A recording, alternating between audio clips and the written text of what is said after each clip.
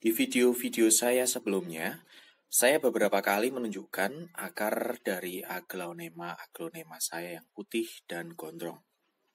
Belum lama ini, ada Reina, lalu Harley Quinn, Romeo, Dut Anjamani, dan lain-lain. Seperti yang kita ketahui, bahwa akar yang putih dan gondrong menjadi salah satu penanda bahwa aglonema kita dalam kondisi yang sehat. Meskipun ada juga beberapa kejadian ketika akar putih dan gondrong, tetapi aglonema malah terserang spot merah. Nah, di video kali ini saya tidak akan membahas tentang spot merah, karena sebelumnya sudah pernah saya bahas bagaimana ciri-ciri aglonema terserang spot merah dan bagaimana cara mengatasinya. Sudah lengkap ada di video tersebut. Nah, silakan teman-teman yang belum nonton bisa klik video di atas ya, biar teman-teman tambah pengetahuan tentang mengatasi spot merah. Yang saya ingin bahas di video kali ini adalah bagaimana cara supaya akar aglonema kita bisa sehat, berwarna putih dan gondrong. Itu tentu menjadi keinginan dari banyak penghobi aglonema pastinya. Agar aglonema kita punya akar yang sehat, teman-teman tidak boleh melupakan 10 hal wajib yang harus dipenuhi. Seperti di video sebelumnya. Mulai dari lokasi, bagaimana sinar mataharinya, bagaimana kelembapan udara, suhu udara, sirkulasi udara, media tanam dan pot, penyiraman, pemupukan, penataan, serta pengendalian hama dan penyakit. Dan dari 10 hal wajib ini, dari literasi yang saya baca, beberapa pembudidaya menyatakan bahwa 60% penentu kesehatan aglonema ada pada media tanamnya.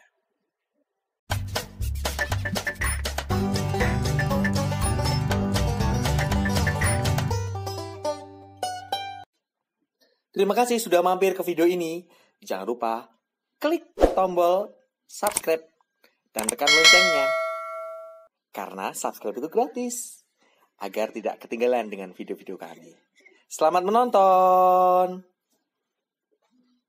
Lalu, media tanam seperti apa yang dibutuhkan untuk aglonema agar bisa tumbuh lebih optimal? Nah, teman-teman pasti ingat, beberapa waktu lalu saya pernah menyampaikan kalau ada 3 syarat utama media tanam untuk aglonema. Yang pertama adalah mendukung porositas. Porositas ini artinya drainasenya bagus, aerasinya bagus.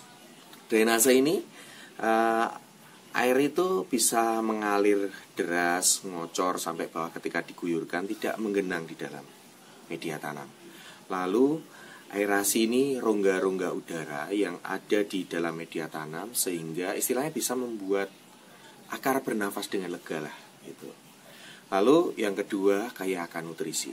Jadi, kalau sudah berlimpah nutrisi, akar bisa mengambil nutrisi tersebut dan bisa membawa untuk kebutuhan tanaman aglonema. Dan yang ketiga, minim patogen. Jadi kalau istilahnya kita memberikan rumah yang nyaman untuk aglonema, benar-benar minim dari patogen atau gangguan-gangguan yang sekiranya bisa menghambat pertumbuhan aglonema. Dan ditambah satu lagi, ada satu lagi yang perlu disampaikan, yakni pH-nya netral. Jadi aglonema bisa benar-benar tumbuh dengan maksimal. Nah, beberapa waktu lalu saya pernah membuat video tentang media tanam. Ada 2 ya. Media tanam darurat yang cocok untuk musim kemarau dan cocok untuk musim penghujan. Kenapa disebut media darurat? Karena medianya itu begitu dibuat langsung bisa dipakai. Tapi tidak sembarangan ya. Harusnya kan memang ada proses tertentu. Saya mengacu pada bahannya. Jadi bahan-bahan yang saya gunakan adalah bahan pilihan. Artinya gini. Sekam yang saya gunakan misalnya, ada media tanam dan sekamnya. Sekamnya bukan sekam mentah biasa, tapi sekamnya sudah difermentasi. Demikian juga andam, kaliandra atau humusnya. Humusnya itu saya beli yang memang sudah diproses. Artinya di situ ada di kemasan sudah tertera kalau sudah dilakukan proses fermentasi. Kemudian kalau untuk kokopit pakai cacah dan arang sekam atau sekam bakar ini. melalui proses pencucian. Bagus lagi kalau dicuci dengan fungisida. Nah, ini sudah bisa digunakan asal memang sudah melalui proses. Seperti kompos. Kompos itu saya belinya memang sudah jadi. Jadi kompos itu ada pupuk kandangnya. Pupuk kandang itu sudah melalui proses fermentasi, proses penguraian sehingga patogen-patogennya bisa minim. Tuh. Nah, kuncinya ada kata fermentasi. Lalu fermentasi ini sebenarnya apa toh? Nah, fermentasi inilah kuncinya. Fermentasi ini adalah proses penguraian oleh mikroorganisme baik yang nantinya bisa membuat zat-zat hara yang ada dalam media tanam itu bisa dengan mudah diserap oleh akar. Nah, makanya itu sangat bagus sekali. Teman-teman perlu tahu ini, di buku Trubus Info Kit volume 6 terbitan April 2009 itu disebutkan ada seorang pembudidaya, bahkan dia memenangkan Greg Hambali Award. Karena apa? Karena menggunakan, kuncinya cuma satu, menggunakan media tanam yang sudah difermentasi. Begitu luar biasa kan, bagaimana kekuatan media tanam fermentasi ini. Nah, media tanam fermentasi inilah yang menjadi kunci, yang membuat akar aglonema jadi putih, sehat, gondrong, ya kan. Nah, makanya kesempatan kali ini saya akan menunjukkan bagaimana cara fermentasi yang praktis, yang mudah. Dan komposisi yang sudah saya siapkan ini untuk komposisi media tanamnya di musim hujan. Jadi kalau musim kemarau teman-teman bisa melihat komposisinya di video yang musim kemarau, sementara yang fermentasi ini adalah komposisinya sama dengan musim hujan. Yakni takarannya 5 sekam mentah. Jadi yang sekam saya gunakan itu sekam mentah ya. Kalau yang di darurat kemarin kan sekam fermentasi, ini sekam mentah, benar-benar mentah. Jadi bedanya warnanya ya. Sekam mentah 5. Lalu pasir malang 2. Kemudian cacah pakis 1. Sementara yang lain ada andam, ada kompos, andam, humus atau kaleandra, itu salah satu aja. Lalu ada kompos, sekam bakar. Nah itu ada lagi enggak? Kokopit, ya kan? Kokopit itu setengah takaran. Jadi saya menggunakan pot yang ukuran berapa itu ya? Sekitar 20 ya. Nah itu nanti bisa dilihat di tutorialnya. Tapi mohon maaf ya, tutorialnya pencahayanya agak gelap karena sudah jelang malam. Yuk kita langsung lihat ke tutorialnya ya. Kita siapkan bahan untuk memfermentasi. Yang pertama E4. E4 adalah bakteri fermentasi genus Lactobacillus dan Saccharomyces. Semoga benar ya pengucapan ejaan saya. Kemudian disiapkan pula molase. Molase ini tetes tebu, makanan untuk mikroorganisme E4. Takarannya keduanya yakni 10 ml per 1 liter air. Kita lanjut ke proses pencampuran. Pencampuran bahan untuk media tanam. Yang pertama yakni 5 pot sekam mentah. Lalu humus daun. Saya menggunakan humus daun, bisa juga andam atau kaleandra, sebanyak setengah pot. Kemudian setengah pot kokopit. Dilanjutkan dengan setengah pot sekam bakar dan setengah pot kompos. Kemudian campur dengan merata. Campur bahan-bahan media ini sampai merata.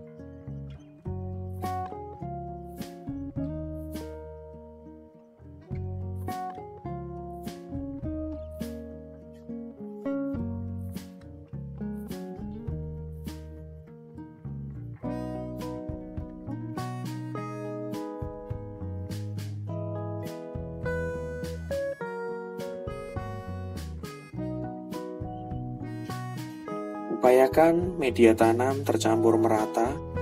Jadi sebelum dicampur yang lain, nah ini sekiranya diratakan dulu.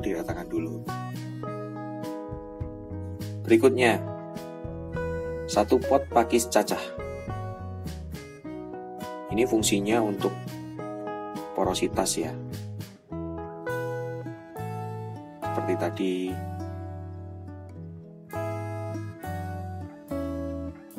Seperti di video sebelumnya tentang media tanam, saya menjelaskan tentang fungsi masing-masing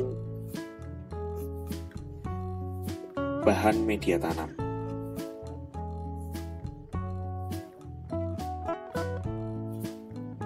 Campurkan.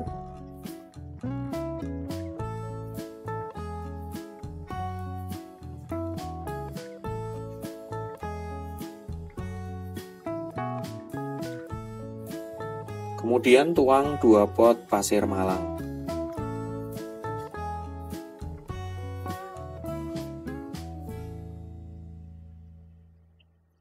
Nah, pasir malang ini seperti yang pernah saya sampaikan di video sebelumnya, kayak jadi maskot ya. Pasir malang memiliki fungsi untuk porositas, selain itu juga kaya akan mineral, sehingga ada yang mencoba dan berhasil warna daunnya semakin ngejreng. Nah, berikutnya, siapkan kapur dolomit. Kapur dolomit ini berfungsi meningkatkan pH tanah serta menetralkan kadar keasaman. Campurkan kapur dolomit secukupnya.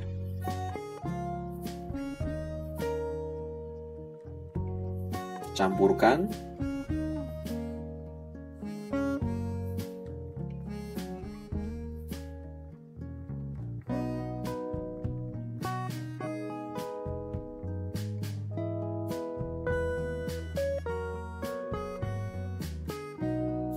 Silakan ditambah lagi bila dirasa kurang kapurnya.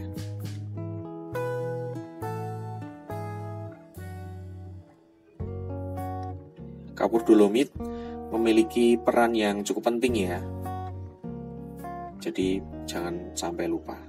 Nah, campurkan air dengan E4 dan molase ya. Ini karena saya menggunakan takaran 2 liter air, berarti E4 dan molase masing-masing 20 ml. Dicampur sampai merata.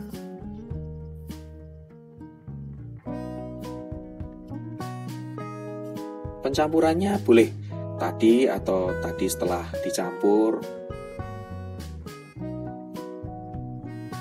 Jadi kalau ini malah sebelum tadi media tanam dicampur ya, saya sudah mencampur dulu. Kemudian sudah saya masukkan ke alat penyemprot. Nanti setelah media tanam ini sudah tercampur, baru disemprotkan. Ini molasenya. Molase ini makanan bagi mikroorganisme. Jadi kayaknya nanti biar mikroorganismenya tambah semangat dalam mengurai media tanam kita ya.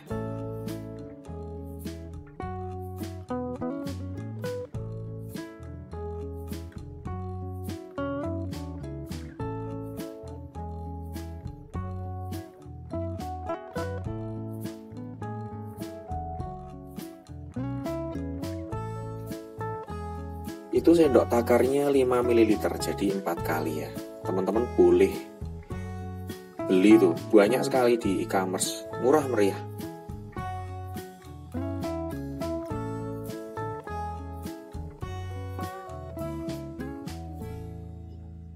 Baik, selanjutnya dituang ke alat penyemprot.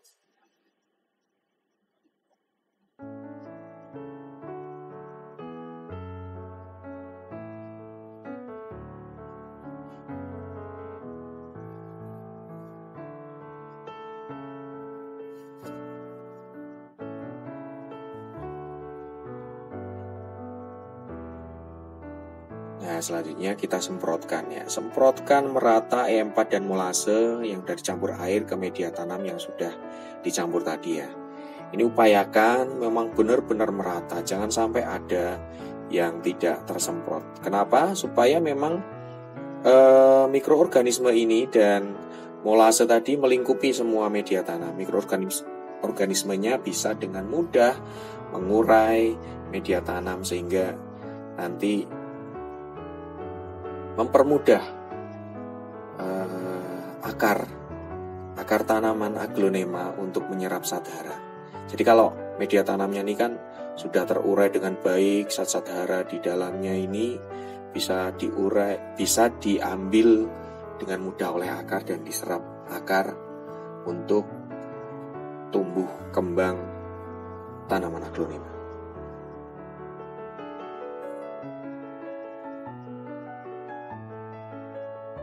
Ini pencampurannya benar-benar merata ya, sampai gelap ya kan. Mohon maaf pencahayaannya gelap. Tapi semoga tutorial ini masuk ya, maksudnya sudah mudah dipahami. Kalau misalnya ada yang perlu ditanyakan, silakan tanya ke kolom komentar. Setiap ada waktu saya akan jawab. Nah, masukkan ke kontainer kedap udara. Saya menggunakan ember besar yang dengan tutup rapat ya, kedap udara. Bisa juga dengan gunakan plastik, kantong plastik boleh.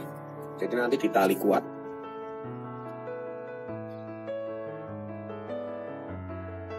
Oke. Mohon maaf ya, gelap sekali. Nah, lalu tutup rapat.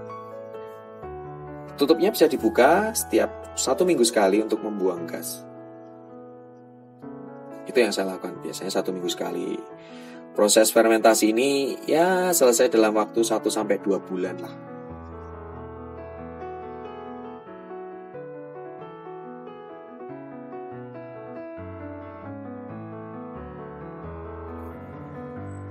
Nah, bagaimana menandai proses fermentasi selesai? Ya, ini ditandai dengan bau media tanam yang segar. Kalau masih bau comberan, berarti belum jadi. Demikian video dari kami, semoga menginspirasi. Terima kasih, sampai jumpa di video selanjutnya.